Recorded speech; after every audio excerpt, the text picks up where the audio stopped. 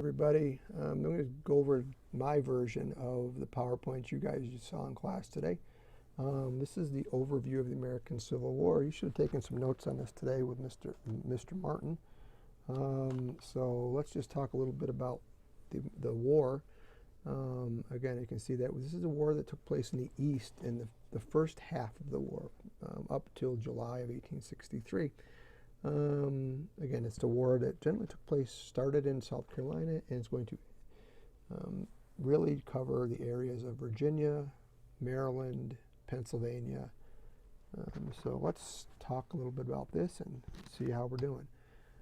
Again, the fighting begins. The American Civil War began on April 12th, 1861, which happens to be 2 days from now. April 12th, 1861 is 152 years ago. The Confederates are going to attack Fort Sumter. And again, the leader down here is his name is Pierre Gustave Toutant Beauregard. He is the Southern commander at Fort Sumter, and he is literally going to open fire on the fort.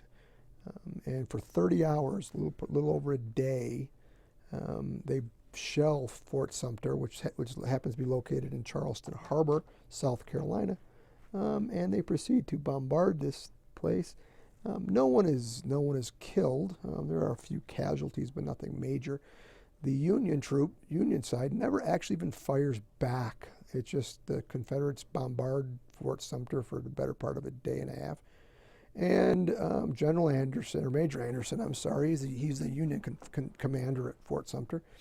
He's eventually going to surrender. He's going to give up the fort. And the Confederacy, Beauregard and the rest of his men are literally going to allow Anderson and his men to get on a boat or a bunch of boats and sail back to the north. They're kind of hoping that everybody just will end the war this way. But again, this is the beginning of the American Civil War. The Battle of Fort Sumter, Charleston Harbor, April 12, 1861. Off to war we go. Each side had this idea that they were going to win. Northerners thought they would win because they just had more people and they had more technology and they had more stuff. And Southerners thought they were going to win because they were doing what they believed was right. Both sides believed that God was on their side. Southerners had this attitude that they were better than the Northerners, again, because most Southerners could ride, could fire weapons, because they grew up doing that, because again, of the lifestyle of the South. And again, most Northerners, or Yankees as they were referred to, grew up in cities. Okay, and a lot of the enlistees, on the Union side, the Northern side, tended to be city dwellers, so they didn't know how to ride horses. They've never been really outside of the cities.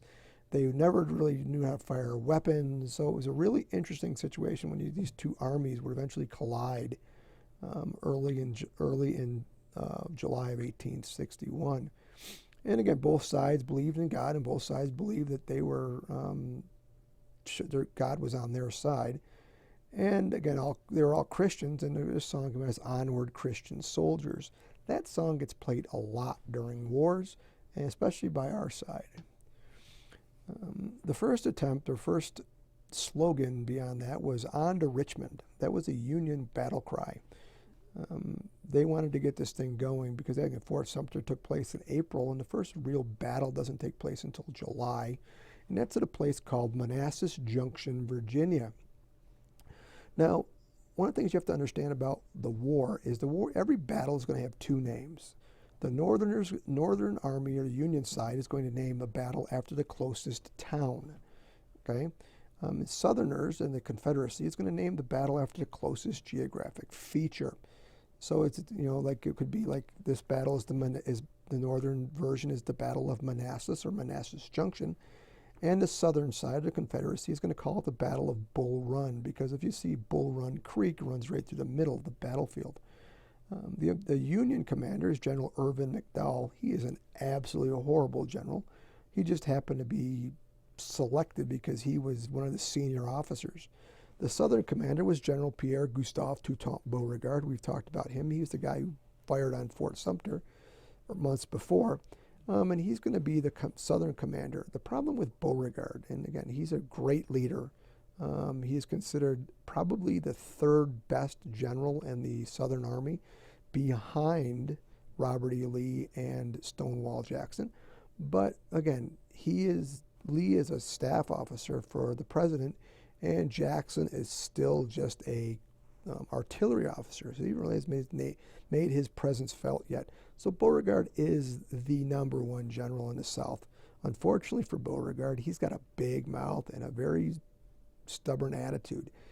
He doesn't work and play well with others. It's his way or the wrong way, and he alienates a lot of his senior officers, and his soldiers love him, but everybody who is in positions to make decisions about his future actually despise Beauregard. And this is the last real battle that Beauregard is allowed to command the entire Army of Northern Virginia. So both armies kind of run into each other at Manassas Junction in July of 1861. It's an interesting battle because it's really not two armies fighting, as more as two large armed mobs, running into each other. It was such a unique situation, and people from the surrounding cities, Washington, D.C. in particular, literally packed up their families and rode out to the battlefield to watch this great battle, because again, they thought it was going to be one battle and the war would be over and everybody go back to what they were doing. It didn't work out that way. The Union was ill prepared, had no idea what they're doing, and running around, and just the battle was an absolute disaster for the Union. And out of this came, if you look at the bottom, a guy named Stonewall Jackson. Thomas J. Jackson, often referred to as Stonewall, used to be he was a West Point graduate, which is a U.S. Army college at West Point, New York. He also was an instructor. He went to Virginia Military Institute before West Point, and ultimately becomes an instructor at the Virginia Military Institute in artillery tactics. And what's going to happen is Jackson is in charge of a brigade, and his job is to protect the flank, which is the side or the end of the line. And he's standing on a ridge with his men, and one of the Southern generals who was fighting in the middle of the battle down near on the flats of near Bull Run, his army's getting kind of beat up, and he looks up and he sees Jackson and his army sitting up there on the ridge, and he's heard to say that there stands Jackson like a stone wall. And no one really knows if this was a compliment or a dig, because the General Bernard B., who made the statement, was killed at the Battle of Bull Run or Manassas Junction. And so we'll never know, was he taking a shot at Jackson, or was he complimenting Jackson as being the linchpin to hold the line? No one really knows, because again, B is dead. Jackson took the moniker and the nickname and ran with it, and his men believed in him, and eventually his brigade is going to be referred to as the Stonewall Brigade. It's going to be one of the most respected and decisive units to take the field for the first 3 years of the American Civil War. So that's the first one, on to Richmond. Again, it's a Southern victory at the Battle of Bull Run or Manassas Junction. Irvin McDowell, the ill-prepared and ineffective commander of the Union forces at Bull Run, is going to be replaced by General George B. McClellan. He's as you can see, a charismatic leader. He's a good organizer. He's a Democrat. He's called Little Napoleon. He's not very tall. He's about 5'6". Okay, and they often joked and say that he suffered from the slows. The slows are he didn't move quickly. He didn't make decisions in haste. He tended to take a lot of input and then eventually make a decision. Unfortunately for a military commander, that isn't always a good thing, especially in a battle. McClellan tended to make his decisions in a vacuum. He didn't really see the big picture, and when issues happened, he didn't move quickly. And oftentimes his armies were never in the right spot during a battle, and it's because of his indecisive behavior and decision-making skills. Okay. During the war, there's a lot of technology comes up, and the first two we're going to talk about quickly are hot air balloons and ironclad warships. Now you have to imagine a hot air balloon. It's really used for reconnaissance. What they're going to do is they're going to fill a balloon or a big bag with hot air, and inflate it, and then put somebody in a basket, or a couple people in a basket hanging below this hot air balloon, and they're going to float it above a battlefield. Now, it's not just going to be floating out there. They're going to have it tethered to a rope, and they're going to raise this balloon and float it out over the battlefield. And it's used as reconnaissance to see where people are and where armies are moving and so on. The problem is it wasn't very high, and the guys in the hot air balloons tended to get shot at a lot. And it wasn't a real good thing to be a reconnaissance soldier in a hot air balloon during the American Civil War. You didn't have a very long life. The other one is the bottom, in the bottom right is the ironclads, or iron covered warships. Prior to the American Civil War, all warships were made of wood, and this is the first time where both sides actually took a wooden hulled warship covered in iron plates and set them off into battle.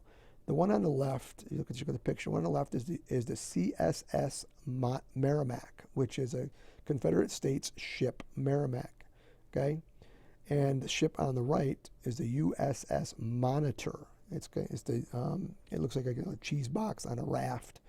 And they basically had one battle, the Battle of Hampton Roads, Virginia. Neither ship actually did any damage to the other, but they fired at each other for a few hours. Eventually the Merrimack will sail up the James River at the end of the battle, and it will never come out again. In fact, the Merrimack will be scuttled or sunk by Confederate forces later in the war, because they didn't want the Union to get a hold of her. So this is where Thomas Jackson really gains a name for himself in the Shenandoah Valley campaign. Thomas Jackson, again, we told you he was a West Point graduate. He was actually served with the Union forces during the Mexican War. He was a instructor at the Virginia Military Institute, and his specialty was artillery tactics. And what Jackson did was he led his army through the Shenandoah Valley. Now, the Shenandoah Valley runs from central Tennessee through Virginia and into Pennsylvania. And it's often referred to as a breadbasket of the Confederacy, because that's where they got most of their food. It was a very well-protected, easily defendable position. And what Jackson did was literally lead his army through the Shenandoah Valley and headed towards Washington and Pennsylvania. It got so bad that literally Lincoln was in Washington, and they had to defend the city of Washington from Jackson, because they were afraid that Jackson might lead his army in to try to capture Washington. Okay, so the Shenandoah Valley campaign was a very successful campaign for the Confederacy, led by, again, Thomas J. Stonewall Jackson. The Peninsula Campaign. This was a disaster for McClellan and the army of the Union forces. Union forces, again, landed and established a base in the peninsula, which is a piece of land between the James and York rivers, and start moving west to push the Confederate soldiers back towards Richmond. And on May 31st, 1862, at the Battle of Seven Pines, the Southern commander, Joseph Johnston, is wounded. Okay? And it's a blessing for the South, because Johnston was like McClellan. He wasn't a very good leader. He's probably suffered from he suffered from the slows as well. He was a okay leader. His men liked him, some of them, but he just wasn't the leader that Beauregard was, or Lee. And so Johnston gets wounded, and he's going to be replaced by Robert E. Lee. And it's Lee who leads his army into battle and eventually defeats McClellan and the Union forces, the Battle of the 7 Days, and where they literally fight for a week. And McClellan is forced back down the peninsula. He is forced to board his ships and head back to Washington. Now, one individual we don't see in this slide, who really makes a name for himself during the Peninsula Campaign for the South, is Jeb Stuart.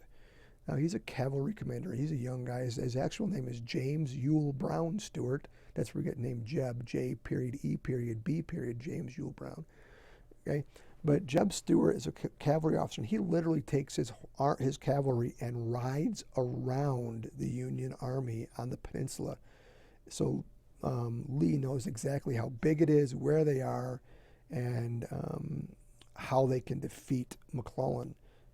And eventually it's Stuart, who's often referred to as the eyes of the Confederacy, and the eyes of the Army of Northern Virginia, that has a huge impact on the way the war is conducted. Stuart, Lee, and Jackson, along with Beauregard, are the 4 really important leaders of the Army of Northern Virginia for years to come. John Pope. What can you say about Pope? He was horrible. Okay. Again, he's going to take over from McClellan for a while. And he is just not good. In the West, he's quoted saying, "I only saw the backs of rebels. My headquarters will be in a saddle." And he is enthusiastic, but he doesn't do very well. And he's going to replace McClellan, but not for long. He leads the Union forces at the Battle of Manassas, the Second Manassas, or Second Bull Run.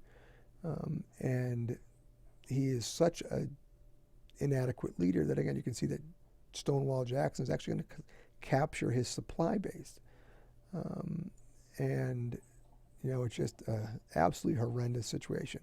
He attacks Jackson on the 28th and 29th of August, and they don't do very well. Jackson and his men are fighting very well, and then Robert E. Lee and General James Longstreet show up, and Pope is just run out of Manassas Junction. Again, pay attention to Longstreet. He's one of these guys that we'll talk more about later on. But you can see that the Union forces aren't very successful. They've got some very weak, ineffective leadership, and through 1862, and things just don't work well here. Okay. In September of 1862, Lee and the Army of Northern Virginia are going to enter Maryland, and they're going to march through Maryland and confront the Union forces later on. Okay. But again, it's the first attempt by the South to invade the North. Maryland is still a southern state. It's a border state. It's below the Mason-Dixon line, but it's considered a northern state by the Southerners because it didn't secede like the rest did. And Lee's going to invade in September of 1862. Guess who's back? Okay, McClellan comes back after Pope loses. Okay, McClellan comes back and he leads the Union forces into Frederick, Maryland. Okay, and they actually are a little successful.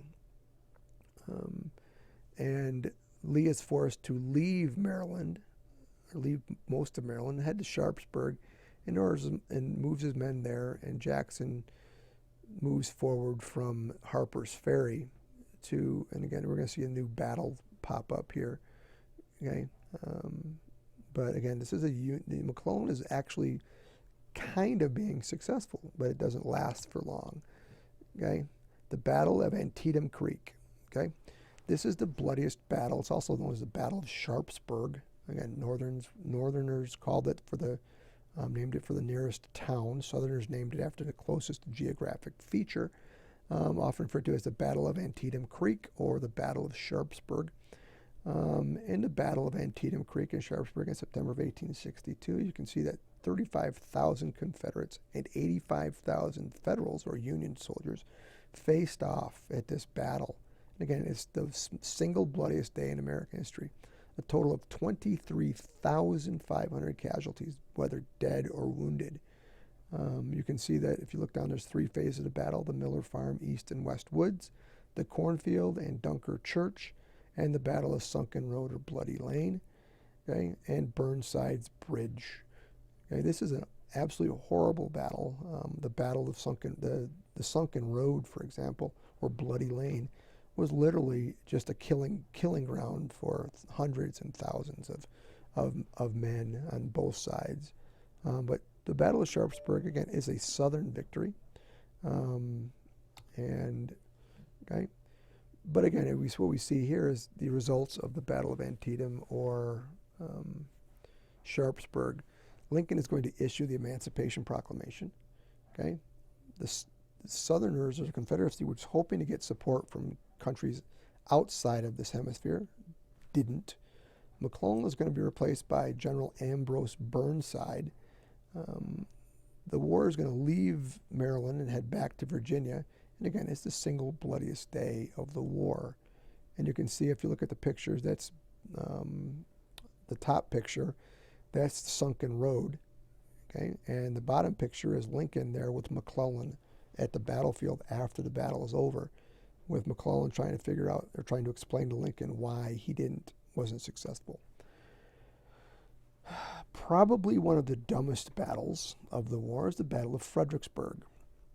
And this is between the Union armies led by Ambrose Burnside and the Southern or Confederate army led by Robert E. Lee. And it's going to take place in December of 1862 in the town of Fredericksburg, Virginia.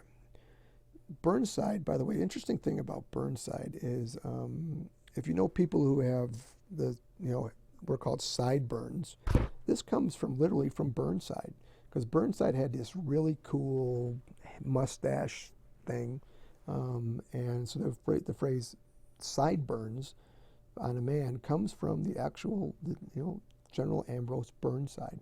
A little bit of trivia. But Burnside gathers his army and attacks the Confederates at Fredericksburg. Lee, the Southern general, had an opportunity to really entrench his men on one side of the river, the Rappahannock River, and the Confederates Unions on the other side. So they literally had to cross the river, climb up a slope, march through the middle of Fredericksburg, Virginia, and then climb a hill, often is called Marie's Heights. And Burnside decided he was going to do this all in plain sight of the Confederacy. Now, at the bottom of Marie's Heights is a stone wall, and the Confederates literally sat, and the top of Marie's Heights is a stone wall.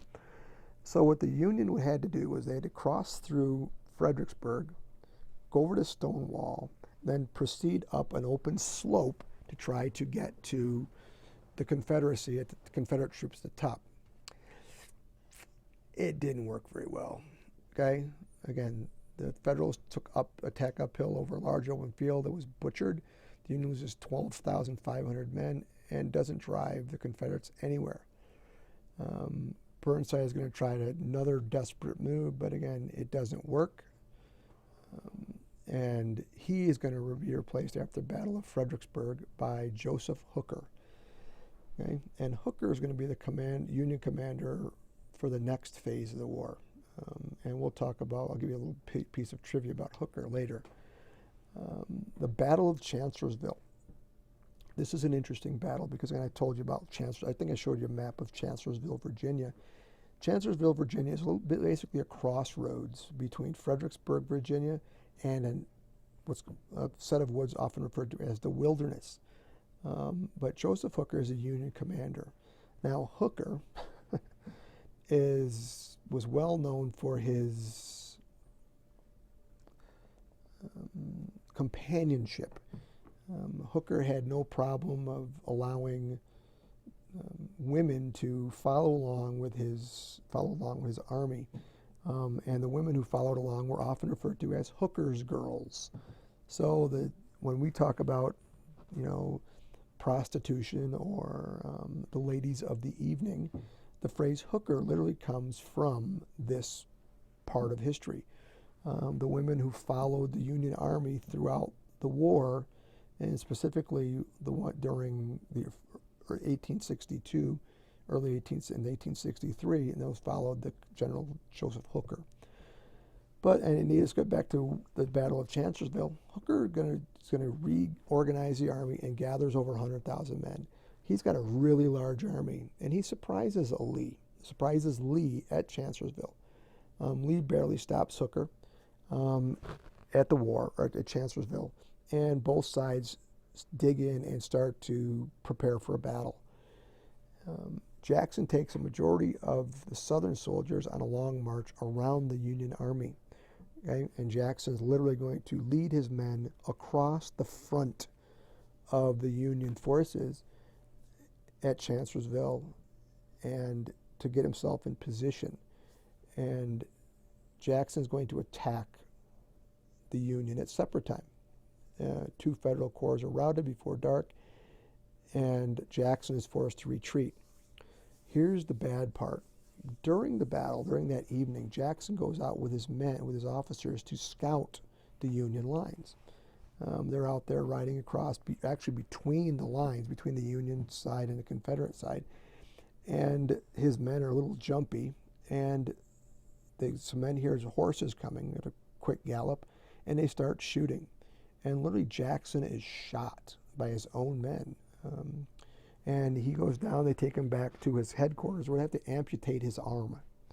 And the interesting thing is Jackson's arm is buried there at Chancellorsville, Virginia. And you can actually, they have a gravestone for it.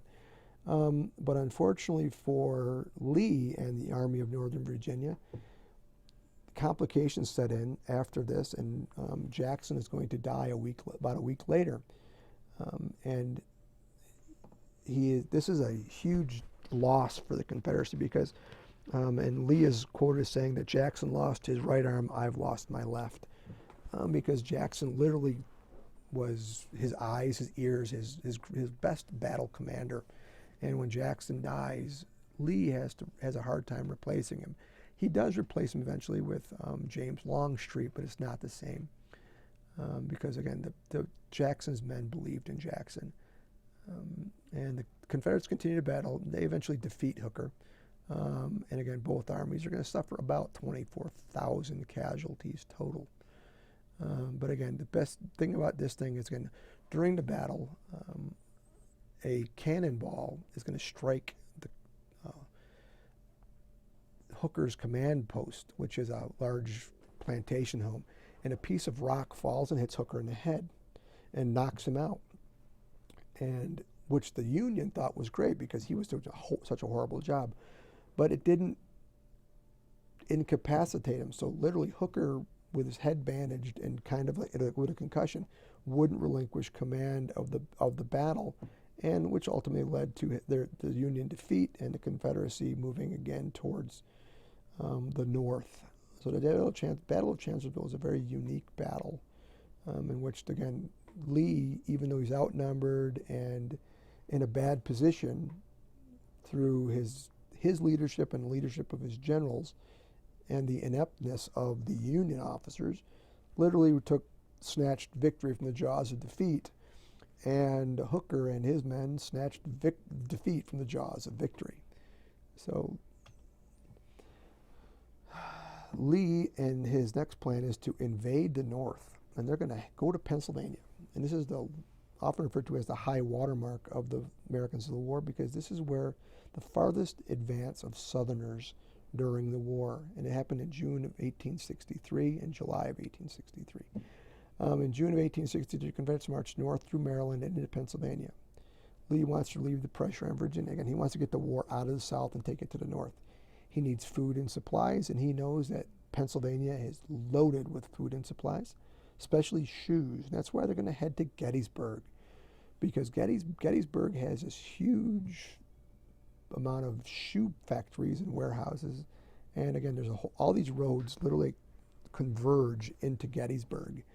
So that's what's going to happen. Confederate forces get as far north as Harrisburg, the state capital, as far east as York. He gathers his forces, and they march towards Gettysburg. The Union forces, basically chasing Lee, are under the command of General George Gordon Meade, yet another relatively inept leader, but he gets lucky, unlike the other ones. So the Battle of Gettysburg is our next great battle, and that takes place between July 1st and July 3rd of 1863. Union cavalry under the command of John Buford are west of Gettysburg, and Harry Heath attacks Buford and his men at Gettysburg. The Union Army, the First Corps of the Army of the Potomac, came up, and you're going to see a battle develop. General Reynolds of the U.S. is going to be killed during this battle. It's unique because Reynolds is literally from Gettysburg. By the end of the day, the Union forces are driven back through Gettysburg and onto what's called Cemetery Hill.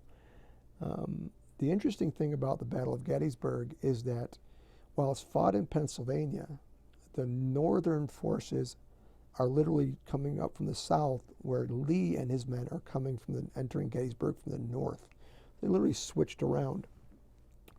And the Battle of Gettysburg is going to take place. It's going to be one of the bloodiest battles, but most important battles of the American Civil War. Okay, Gettysburg, July 2nd. The Confederates attack in late afternoon on both flanks. The Union Army, places such as Devil's Den, Little Round Top, the Wheat Field, the Rose Farm, the Peach Orchard, Culp's Hill, all became bloodbaths. The interesting thing about them is that the battle for the Little Round Top and Culp's Hill, if the Confederacy had taken Culp's Hill on early July 2nd, the battle would have ended very differently. But the Southern commander in charge over there refused to attack, and at Little Round Top, the Union literally got lucky in defeating the Southerners, or holding off the Southerners.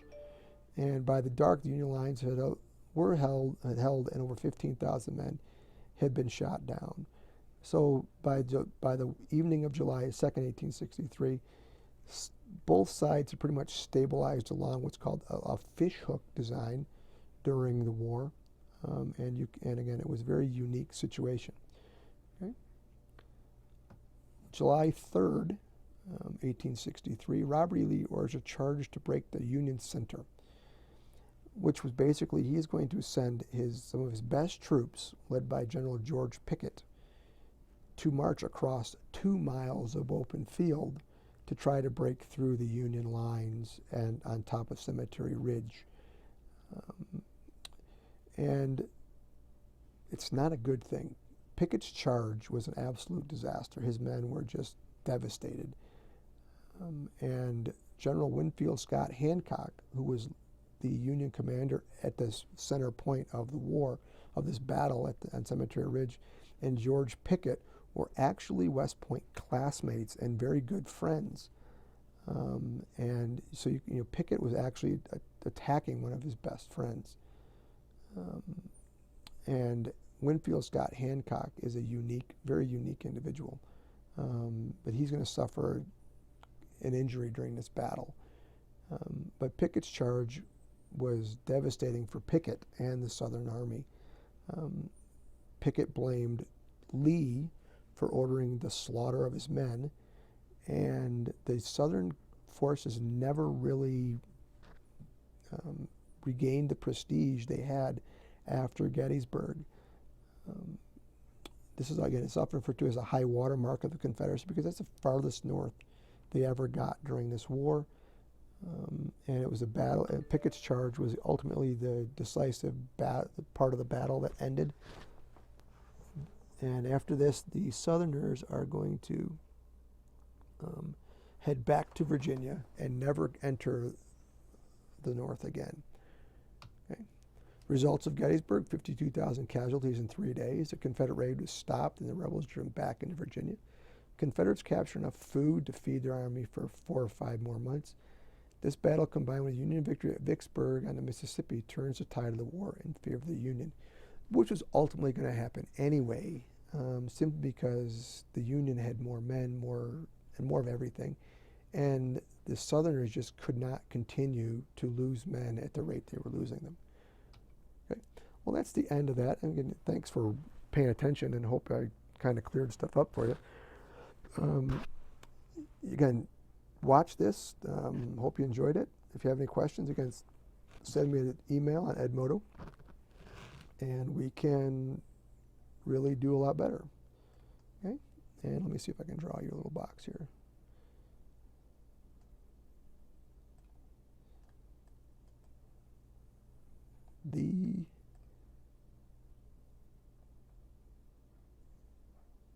And